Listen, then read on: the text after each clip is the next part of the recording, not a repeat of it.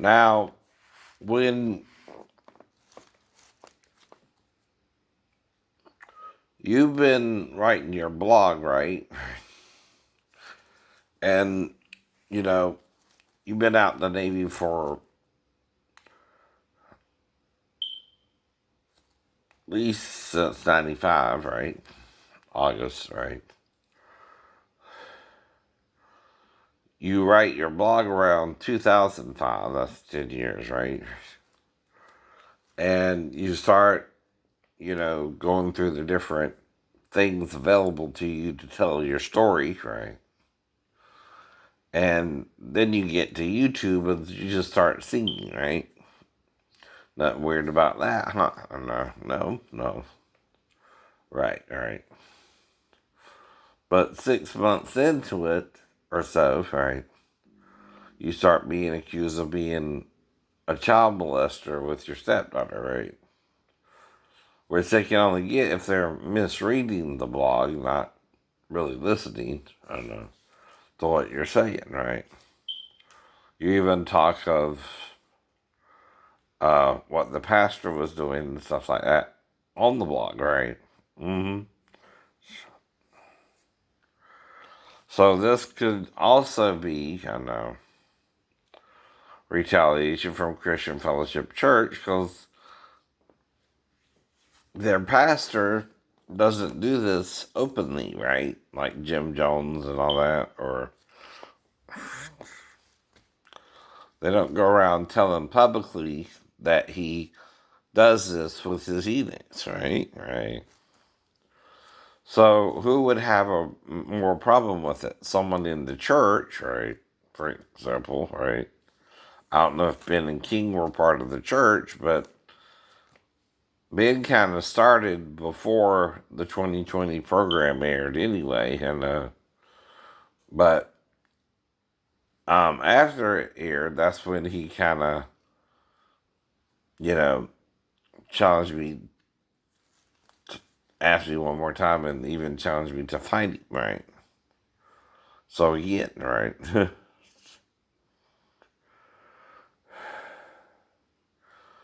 Now, unlike Pastor Davis, though, right, I had witnesses there, and he pushed me, and I hit him, and that was the end of the scuffle. Mm-hmm. If you want to call it anything, no. Now, the difference between him and Pastor Davis is when Pastor Davis made the move, right, and went to hug me and told me I was uncomfortable with my sexuality and put his arm between my butt cheeks, right? I knew he was doing that for a response, of violence to hit him. But what I did was I controlled myself and walked away. Now the reason that's significant is I didn't even know the laws in Waukegan, right, about assault and battery or things like that. Mm-hmm. But I do know you don't hit a pastor in his own church, and if you know what I mean. Even if he does something inappropriate, unless you can prove it, right? That's the point, right? Now I'm not sure if when the guy tried to take the shower with me with uh, Richard Brand or Dick Brand in the apartments as well. Mm-hmm. That could have happened first, right? Right. But I'm still, not joining that part of the idea he had for his units, right? Also, like I said, other than Dan waking me up when I was having a wet dream or after the wet dream or whatever's going on, right? There. Mm-hmm. Um, he even went to Pastor Thomas about it, and I said, don't worry about it. Right. Why? Because again, right? I'm in a room full of guys when that happens, so I just act like I'm asleep still, right? Right. That's what girls have to deal with if a roommate or an ex-boyfriend is molesting them and they don't know how to tell their mom, right? Now, the boyfriend was out the apartment at least when I met the mother, the mom, right? And she was with her daughter at the Victory Drive Cinemas, right? So, again, this was um, after the fall. The one after I heard the voice was um, she lived near the church, right? Right. The roommate was there. I was sleeping in the couch, and the daughter could have even lied, and I know that, right? But the problem is, I know we talked about it probably too, right? Before she did anything with you.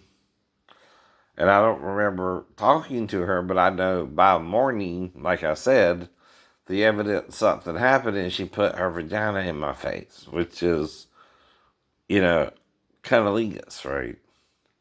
Now, unless her mother told her about it and she was trying to see what it might would feel like a little bit or something, I don't know otherwise why she would do that, right?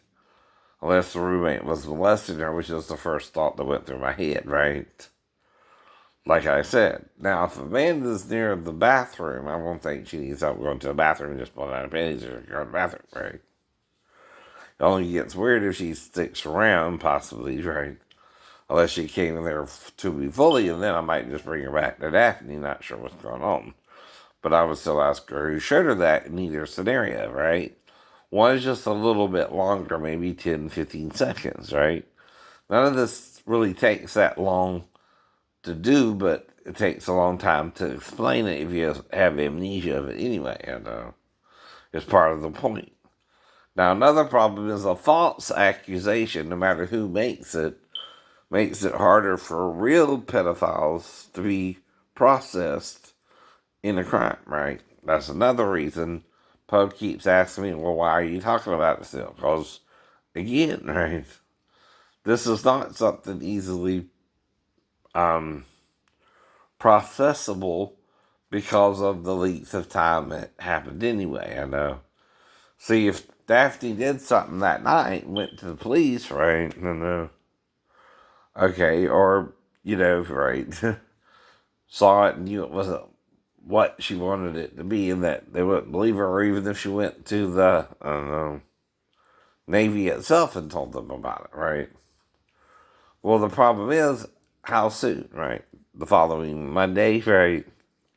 Because, like I said, I was either back by Friday or back by Monday morning myself, right? All depends on it, right? Well, that's why the details matter, right? Uh-huh. And see, another way Daphne can coach her if she went to the Navy or not, right? And I don't know. I don't know. Just like I don't know if the shipmates typed letters to Sheena to make her think I didn't want the relationship when I did. Whatever they said to her, I could only guess, but they were basically trying to break her up in my name using my signature, but not my words, right? But I don't know. I don't know that part. All I know is I can refute it because of my grades in school was a 78, which is a C plus, right? And I didn't have access to the typewriter, even if they told the investigators I did, right? Now, the reason they would do that, though, is they knew about the letters I never knew about, right? That's the problem there, too, right? Now,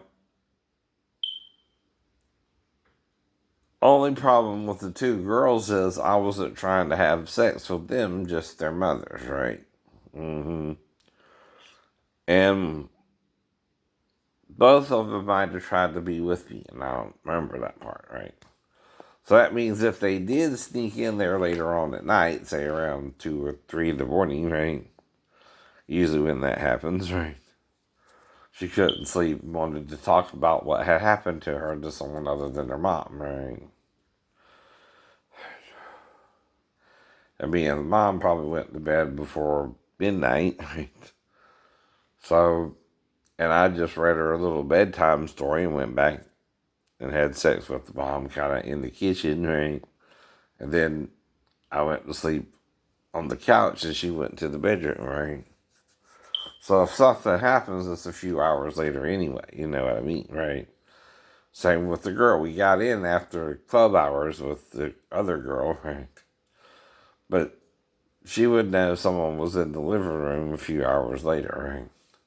And say we got in about 1 there, right? And had the sex and whatever and stuff like that. Now, oh, here's Kiki in her video. Now, like I said, this is talking about a wet dream, though. The boy, he's sitting there in his bed, and he sees Kiki, which is an attractive lady, a woman who we know on ABC and all that, and in a couple movies, right? And she becomes his fantasy, you know, lover, right? At night, right? And even talks about it in the song and stuff like that, right? Now, as far as I know, though, like I said, Molly is a fantasy type situation, right? Now, she's in different posters on the boy's wall. Like I said, I had a poster of Melissa Gilbert from Little House on the Prairie, right? But I never acted on it, even though I found out she was dating Rob Lowe and stuff like that, right? You know, you don't worry about it, right? I also had a poster of Sho Kazugi, but that one I didn't do that with, you know what I mean? That was part of my fantasy with men, right? Even if he was an Asian man.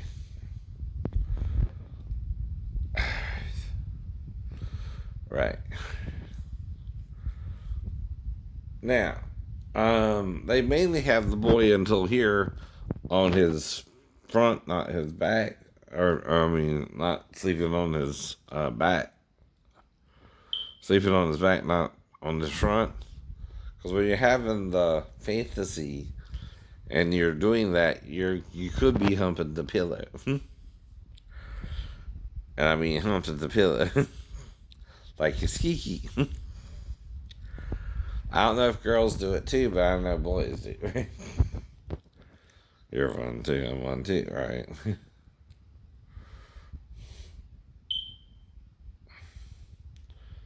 And like I said, that's what Dan woke me up from, but I was still asleep and he let it go, right? But that does mean, that, right? They could be doing that when I'm not around. Right. That's kind of the point there, right? Now, I don't even judge that because judge not least ye be judged means even not judging that, right? But I can advise them that if they're a church, that looks kind of gayish, right? Like you're one step away from anal sex, right? And if Pastor Davis is doing it with the congregation, that's where it can get a little murky, right? For the church, and like with Jessica Hahn, could it have become a rape? I don't know, right? All that's, again, guessing, right? But the problem is they're not being honest about it because they fear the contempt of families and the great multitude that they won't admit what they did, right? They won't talk about it openly, right? That's what I'm trying to teach you too. If you understand the problem with pedophilia is that people don't know how to come forward with it when it's happening to them, especially girls and young boys, right?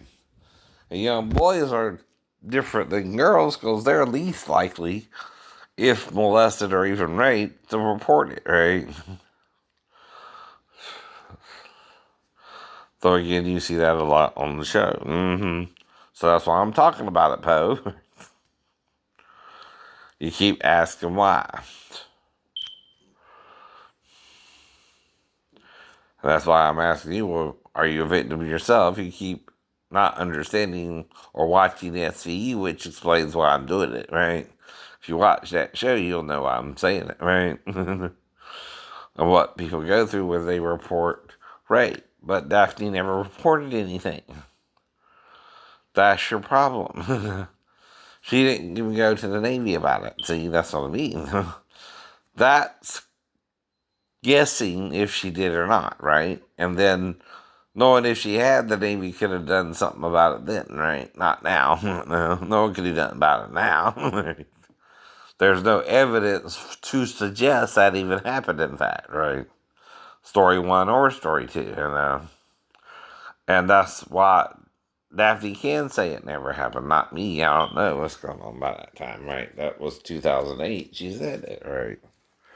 But then they won't let it go.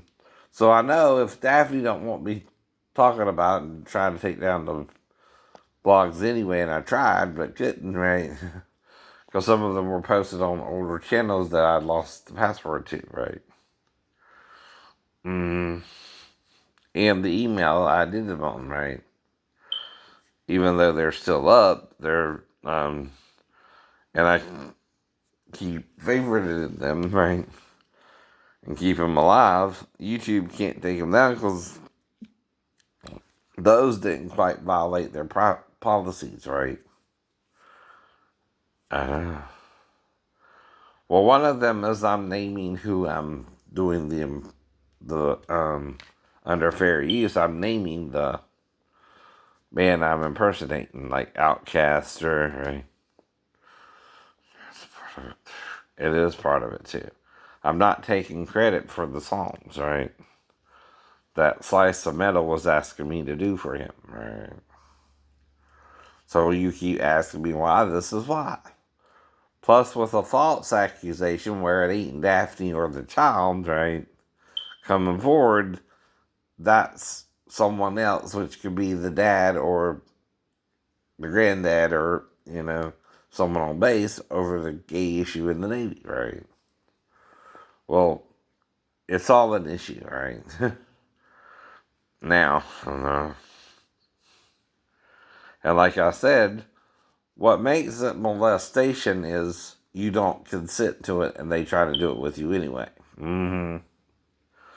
Now, there are laws to protect you from that, right? And are the laws evil or good or whatever? Well, yeah, you're not supposed to do that without permission from the person who wants to do it or not, right? If you're doing it with other people, though, and you get in the habit of it, and someone comes along who don't do it, right, you still gotta respect their right not to do it, right? That's why it becomes evil. Now, the problem with Adam and Eve, though, is Adam did consent to be with the tree of the knowledge of good and evil, as did Eve, and eat of its fruit of the body, right? Which Moses points out. Not in Genesis, but in Deuteronomy 28, when he's talking about you being blessed or cursed for following the law or not, right? Though you're cursed for not following the law and keeping it, right? You're blessed if you try to, right? Now, does that mean you're going to do everything perfectly? No. But what you can forgive, like he said, you forgive, right? Now, even homosexuals between two consenting adults is not a crime to them, right? But neither is heterosexuality, either. But if you consent to it, okay, that's different than being raped into it, right? Or forced to do it. That's what the point of this is. What is a sex crime anyway? Well, unwanted touching by someone who you do not give approval to be with you, right? That's all it has to be. I don't know. Now, that's why I'm talking about marriage being two becoming one flesh anyway, since Eden. From Eden to Moses, though he doesn't give a specific way to get legally married outside the marriage bed itself, right? But he does say, if you do get married, no matter what ceremony you do, right, to validate the marriage, you're not married until you become one flesh anyway. I know.